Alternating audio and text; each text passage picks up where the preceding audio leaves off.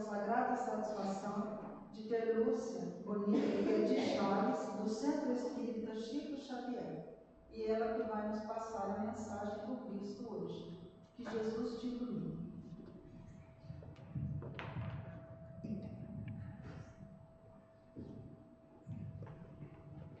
Bom dia a todos. E que Jesus, nosso Mestre, nosso Senhor, possa nos abençoar neste dia, onde aqui nos reunimos para aprender mais e falar sobre os seus ensinamentos. Há muito tempo atrás, existiu nas terras do Oriente um casal, Noã e Raquel. Noã era muito rico, um rico proprietário de terras, de animais e lindas obras de arte. Raquel, por sua vez, era docilidade em pessoa. Certo dia, Noã chegou até a esposa dizendo o seguinte: querida, já faz 10 anos que estamos casados e até agora não tivemos filhos.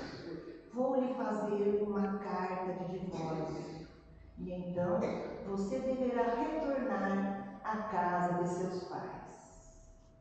Raquel não disse nada, aqueceu, abaixou a cabeça, ficou triste. E o marido continuou: vamos comunicar isso ao rabino que abençoou o nosso casamento.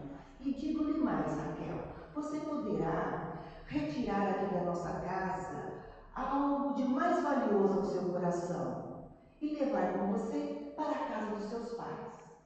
Raquel não disse nada.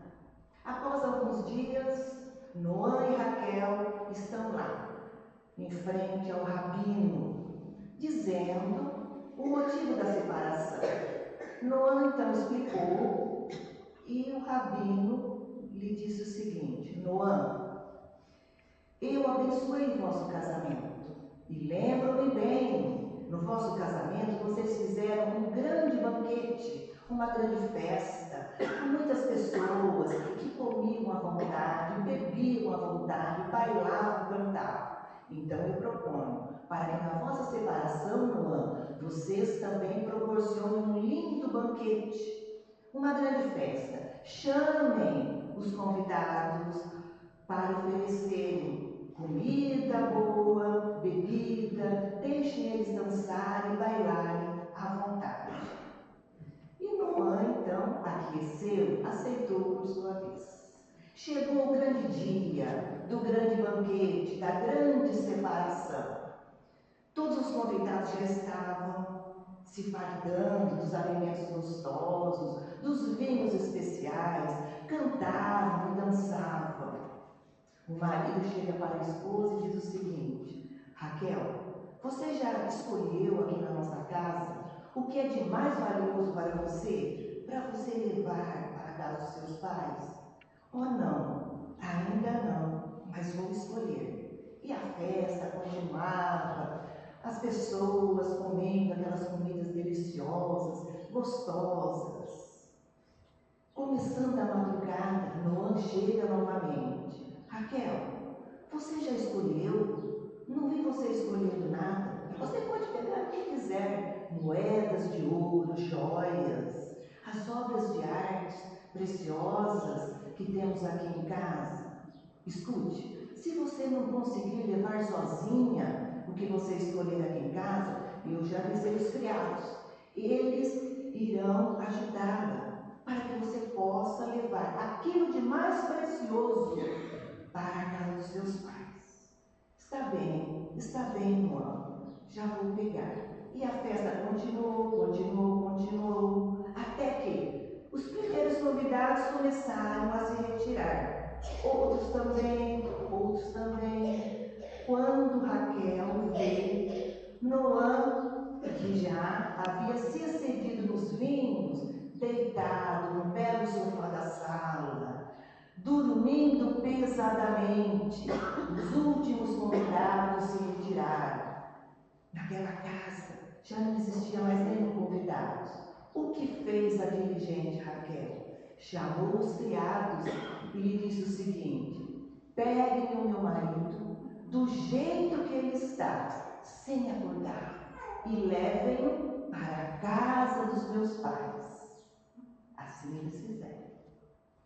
No dia seguinte, Noã acorda num ambiente estranho. Onde estou? O que faço aqui? Raquel estava aos pés da cama. Raquel se levanta e se dirige ao marido, falando o seguinte: meu bem, você não me disse para que eu pudesse pegar aquilo de mais valioso que tínhamos em casa? Pois bem, aquilo de mais valioso que eu tinha na nossa casa era você. Por isso que eu lhe trouxe para a casa dos meus pais. O marido não sabia o que fazer. Ficou pensativo, e logo em seguida levantou-se, foi ao encontro da mulher. Ela, muito apreensiva, afastou-se, porém Noã abraçou-lhe afetivamente e beijou-lhe também afetivamente e disse o seguinte: Raquel, agora sim eu percebi quanto eu te amo. Ficaremos unidos para sempre, com ou sem filhos. E logo em seguida foram falar com o rabino. Noã contou toda a situação. O rabino, por sua vez, abençoou novamente a união deles e foram felizes para sempre. Esse conto é um conto muito interessante, muito bonito, de Malbataan.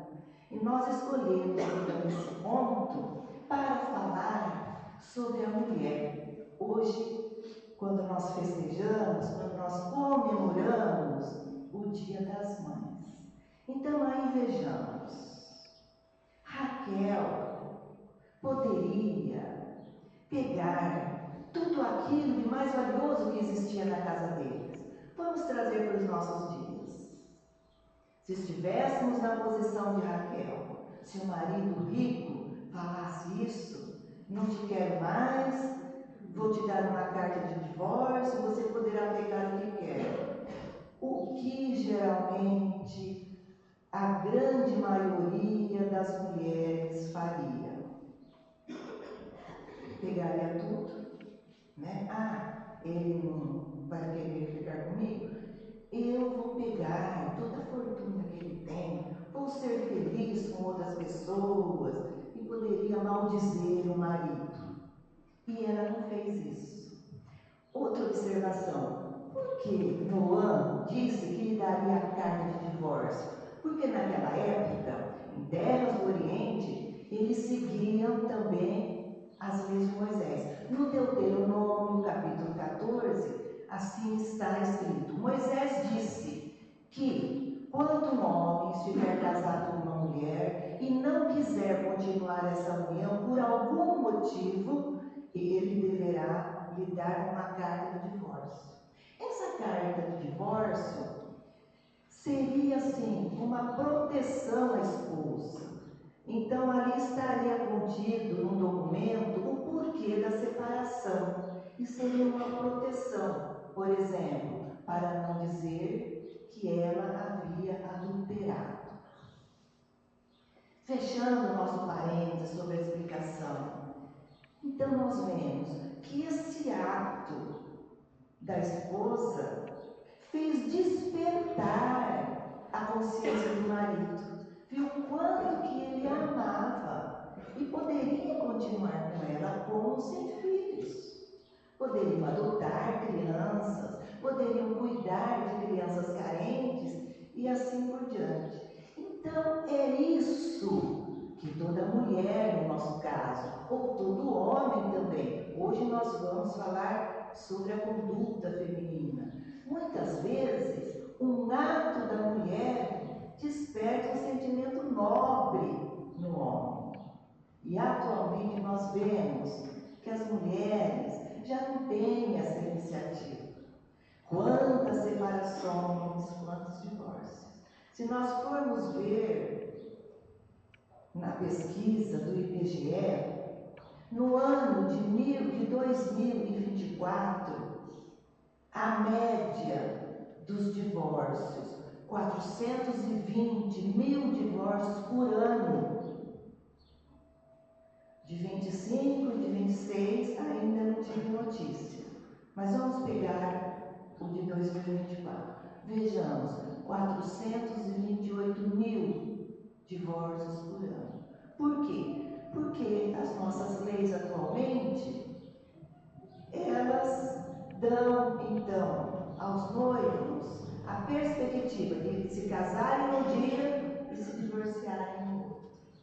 Por quê? Porque as leis humanas estão acompanhando o que os casais já estavam fazendo há muito tempo.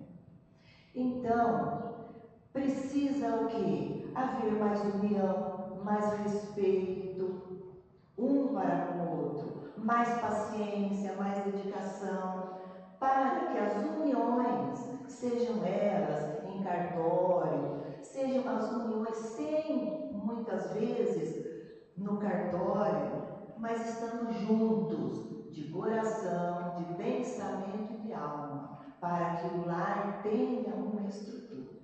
Falando em lar, falando em casamento, nós vamos citar o que está contido no livro que o Pedro publicou, Casamento, Problemas e Soluções. Lá ele nos explica tipos de casamentos. Então nós vamos resumir, de uma maneira bem resumida, 5 tipos de casamentos. Por exemplo, os chamados casamentos transcendentais. São aqueles onde os espíritos já vêm sendo preparados de vidas anteriores, muitas vezes para cumprir missões nobres aqui na Terra. O exemplo maior que temos é de José e Maria, os pais de Jesus. Outro tipo de casamento, casamentos afins. São almas, são espíritos que se unem com uma finalidade própria aqui, com uma conduta. Não precisam ser pessoas iguais, mas são pessoas que se respeitam, com uma certa dedicação, têm o mesmo objetivo de vida. No caso, podemos citar Noã e Raquel. Olha, a conduta da esposa, como já dissemos e repetimos, fez despertar no homem o sentimento que muitas vezes estava abafado em seu coração. Então eles continuaram juntos por afinidade. Outro tipo de casamento que existe aqui na Terra, o casamento sacrificial. É quando um dos cônjuges já é muito mais evoluído espiritualmente, moralmente do que o outro. Então muitas vezes pede para reencarnar como cônjuge, para amparar, para ajudar a evolução espiritual daquele outro que se encontra ainda muito inferiorizado. É o exemplo, o marido que tem a esposa, uma esposa fofoqueira, uma esposa que briga com todos os vizinhos, que não cuida das crianças, que não faz o serviço em casa, e ele está sempre ajudando, dando forças para que aquela alma que ele tanto ama possa evoluir e no futuro possam estar na mesma condição espiritual. E muitas vezes quando a gente fala, nossa, não sei como aquele marido não aguenta aquela esposa, ou vice-versa. Às vezes a esposa ele está numa condição bem superior e vem alentar o marido para que ele tome o rumo certo, o rumo de Jesus, o caminho, a verdade e a vida na sua caminhada espiritual. Outro tipo de casamentos aqui na Terra, os casamentos acidentais.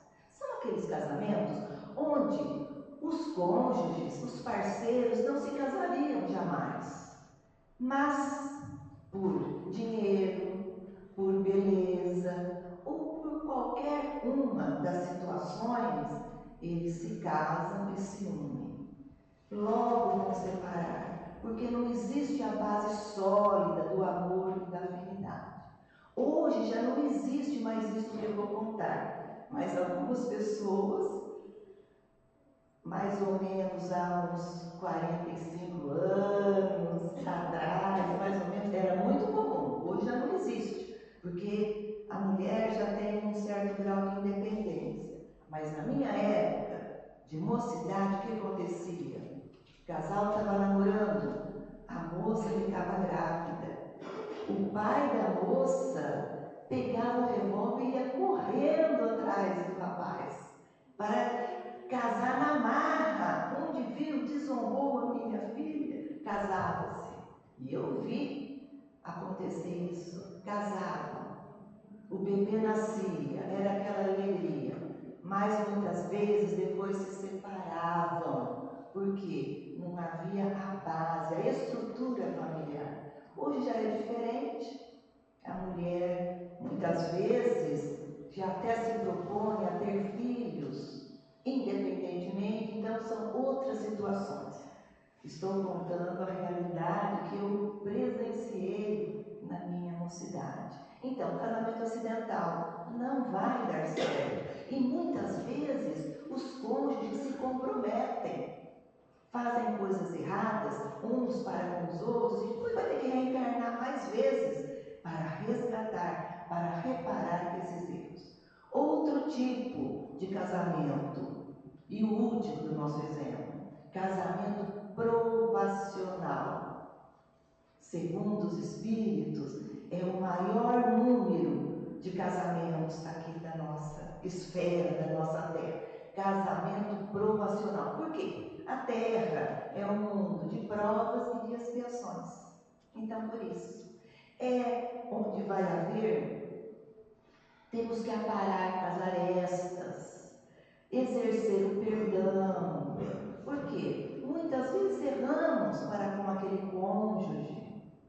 E assim por diante. Aí vem os filhos, muitas vezes também envolvidos em erros passados. E é graças à doutrina espírita que temos a condição de entender isso. A maior parte dos casamentos é casamento provacional. Então, temos que vencer, retornar ao mundo espiritual bem melhores do que quando aqui estamos. Então, deveremos exercer a paciência, a retidão. Não é muitas vezes porque o marido ou a esposa comete determinados erros que vamos cometer também. Não, a doutrina espírita nos explica o quê? Se o outro cônjuge errou, é problema dele. Não vamos cometer o mesmo erro. Por exemplo, um trai, já soubemos de vários casos. O marido trai a esposa fica sabendo, ela vai numa outra cidade e trai o marido. É o que vemos. Então a doutrina espírita nos explica: se o marido ou a esposa traiu, não vamos nos sujar da mesma maneira. Se o casamento não está dando certo, vamos separar primeiramente.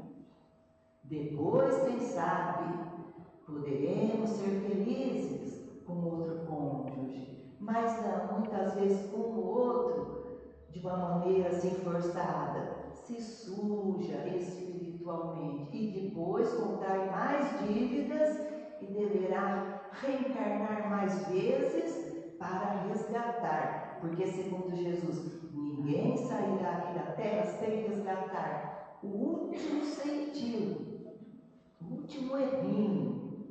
Então, vamos aproveitar o conhecimento da doutrina espírita para tudo isso. No Livro dos Espíritos, na questão 819, encontramos a seguinte pergunta: por que motivo a estrutura da mulher é mais frágil fisicamente do que a estrutura do homem? Então vem a resposta: ao homem, os trabalhos mais duros, mais rudes; à mulher, os serviços mais leves. Porém, ambos deverão se unir no dever de se unirem cada vez mais para aguentarem uma vida cheia de amarguras e provações aqui na terra. Então vejamos, está lá no Livro dos Espíritos, que os cônjuges deverão se unir mutuamente para poderem suportar as provas, suportar as provas de uma vida cheia de amarguras. Então aí está a união do marido, da esposa. Então sabemos que todos teremos problemas, teremos que nos unir e um sustentar o outro.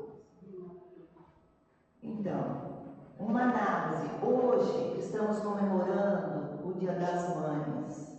Nós, mulheres, estamos fazendo isso? Estamos sustentando o nosso esposo, o nosso cônjuge nas suas dificuldades? Muitas vão falar, mas ele não me sustenta na minha. É problema dele. Um dia ele vai despertar para isso. Muitas pessoas falam, eu não sou feliz porque meu marido não me sustenta. Não é sustentar financeiramente. Não me agrada, não me dá presentes, não sei o quê. Então, a doutrina espírita nos explica, cada um deve ser feliz pelo que faz pelo outro.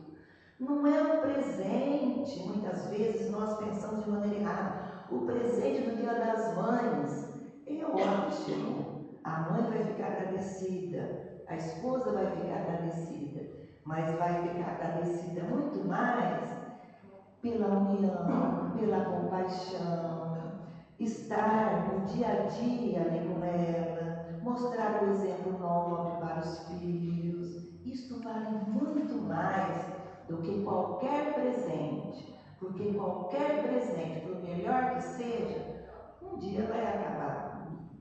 E a satisfação da união familiar, isso levamos para sempre, para a nossa verdadeira vida, que é a vida espiritual.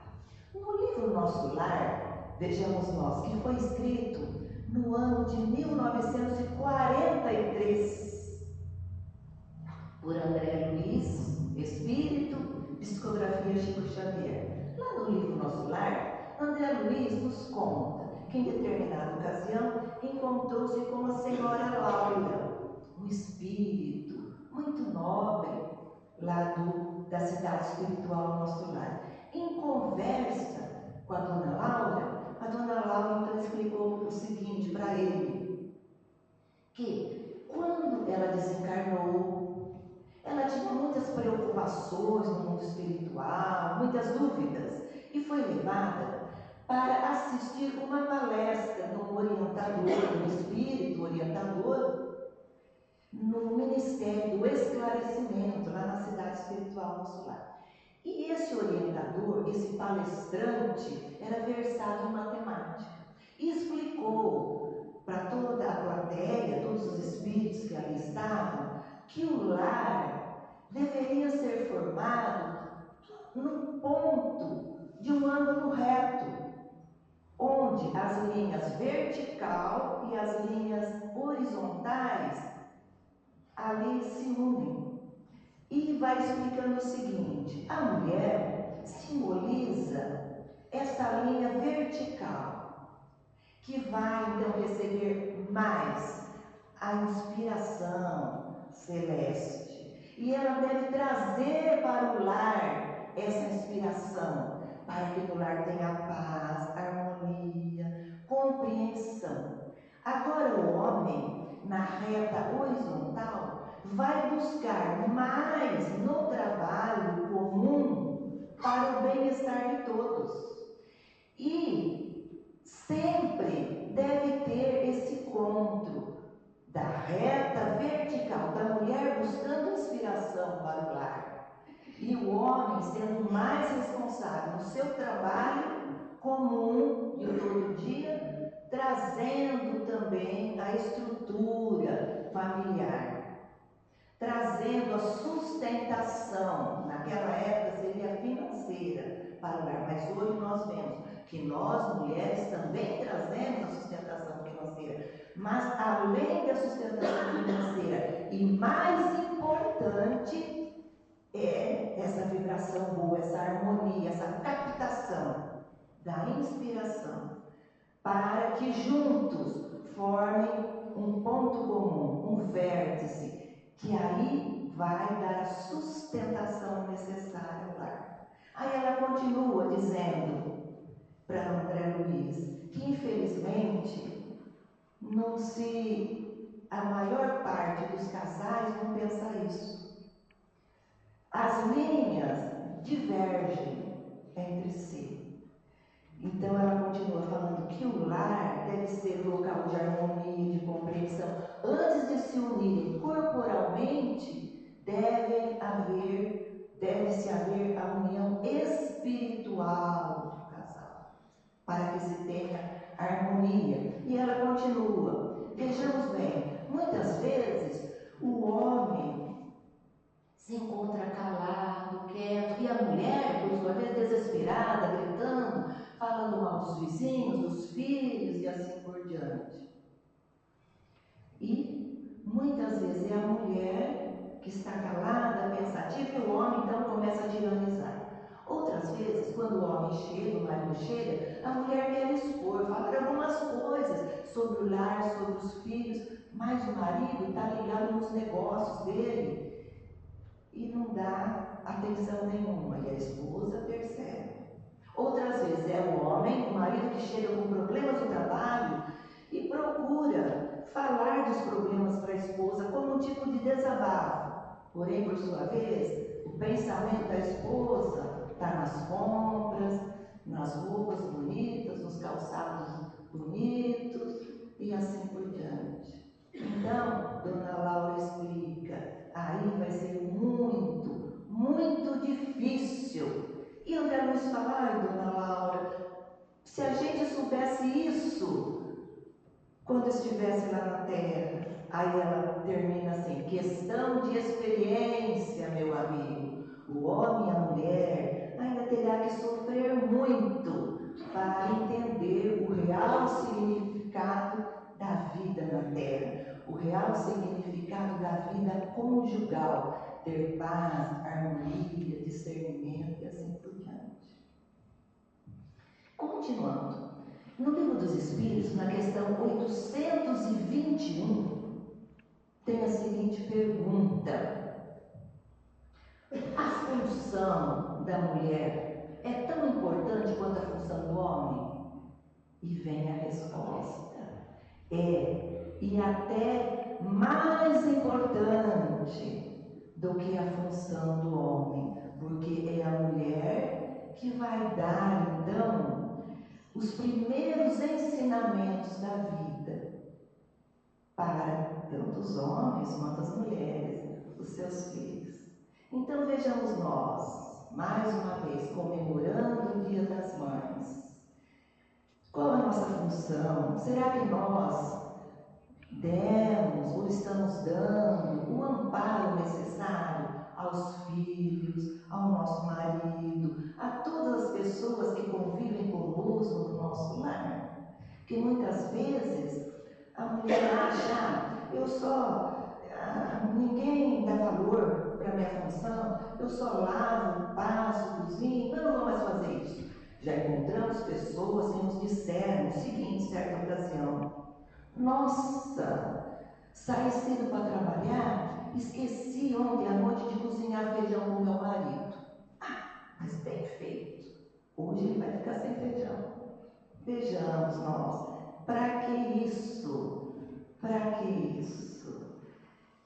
E outra, às vezes o marido, a esposa vê que o marido vai sair e o marido vai lá pegar a roupa, a camisa, a calça está sem passar. E ela se esconde, ele sai daquela maneira, sem passar roupa, sem cuidar. Não, assim ele vai dar valor para aquilo que eu faço. Então a doutrina espírita nos explica que nós, como mulheres, embora possamos trabalhar fora de casa, a responsabilidade é a nossa, de manter a casa, da alimentação, da comida, da roupa, embora possamos ter funcionários, mas a supervisão geral da casa, para os filhos e para o marido, né? Então é isso, uma função até mais importante do que a do homem. É isso que devemos entender. um livro muito interessante de Rodolfo Caligares, título A Vida em Família. Nesse livro, Rodolfo Caligares nos explica determinados defeitos dos pais. Como dissemos, hoje nós vamos nos dirigir à mulher, à mãe e à esposa. Primeiro defeito é a mãe agressiva. É aquela mãe que só vai cuidar dos filhos debochando, falando mal, gritando, muitas vezes colocando apelidos horríveis nos seus próprios filhos. É uma mãe agressiva. Vai proporcionar o quê? Que cresça uma criança mais agressiva, ou então uma criança que vai se fechando, tornando-se cada vez mais tímida. Cada caso é um caso. Depende do espírito ali que está reencarnado como filho dessa pessoa. Porque existem espíritos tão evoluídos que a mãe pode xingar, fazer agressões físicas ou verbais, que o espírito supera isso. Que ele é mais evoluído do que a sua mãe, que falamos, por exemplo. Segundo tipo, é a mãe alienada. Ela fica todo o tempo preocupada em trabalhar, em sair de casa, ir nas festas e não cuidar dos filhos. Então, deixando cuidar dos seus filhos para outras pessoas, outros serviçais. E aí cresce aquela criança, muitas vezes difícil na escola, difícil na sociedade, porque passou a fase infantil, passou aquela fase onde os pais deveriam cuidar, deveriam exemplificar toda a educação da criança. Mãe chantagista é aquela que fala: qualquer dia eu sumo dessa casa, vocês não sabem como eu estou cansada, se eu ficar doente é porque eu trabalhei muito, e assim por diante. Livrai-nos das mães chantagistas. Mas é um exemplo, porque todos nós temos eles. Então é um exemplo que Rodolfo Caligares nos dá para que nós possamos acertar a nossa conduta enquanto estamos a caminho aqui da Terra. Mães fracas é aquela que o filho faz arte, faz uma coisa errada. Menino, quando o seu pai chegar, você vai ver, mas não toma nenhuma resolução. Menino, quando seu pai chegar, vou contar tudo para ele. Não toma nenhuma resolução. E vamos trazer para os nossos dias. Muitas vezes a mãe está fazendo o quê? Está no celular, vendo fofocas, vendo redes sociais, e não está usando o celular, as mídias que temos hoje para a sua evolução, para o seu progresso. Ver notícias que lhe fazem bem, que lhe faça progredir espiritualmente e intelectualmente. Então, as mães fracas. E o último exemplo que vamos dar: mães possessivas são aquelas que querem que o filho faça tudo o que ela quer. A criança é pequenininha ainda, abotoe a sua roupa sozinha, amarre o seu tênis sozinho. Quer dizer, ela dá ordens. O filho já é adolescente, mas ela vai no guarda-roupa, escolhe as roupas. Você vai sair com essa roupa? E muitas vezes fica escolhendo até a moça que o filho vai namorar. E quando o filho casa ainda, vai dar ordens na casa do filho, nesse novo lar que se forma. Então, devemos tomar cuidado, devemos fazer assim, raciocinar. Estamos agindo corretamente? Como que nós podemos saber? Fazer ao próximo aquilo que desejarias que o próximo lhe fizesse, segundo os ensinamentos de Jesus. E na doutrina espírita a gente aprende muito. Por isso que devemos comparecer às palestras, comparecer às aulas de estudos do centro espírita, comparecer às obras assistenciais, que sempre estaremos estudando assuntos bons para a nossa evolução espiritual. No livro O Profeta de Khalil Gibran, quando o autor trata sobre os filhos, ele começa escrevendo o seguinte: vossos filhos não são nossos filhos, são filhos da ânsia da vida pela vida. Vêm através de vós, mas não de vós. Embora vivam convosco, não vos pertencem. Olha que alento, nos mostrando, igualmente a doutrina espírita, que temos responsabilidades para com os nossos filhos. Todas nós, mães, que estamos comemorando o dia de hoje, vamos fazer uma análise, a responsabilidade.